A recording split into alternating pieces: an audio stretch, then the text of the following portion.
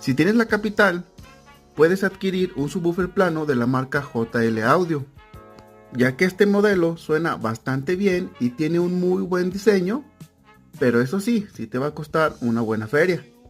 Otra opción podría ser un subwoofer plano de la marca Hertz.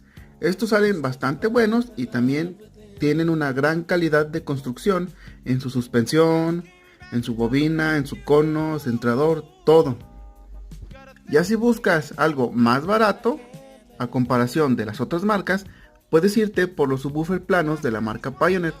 Quizás no vas a obtener la misma calidad, pero sí son bastante funcionales.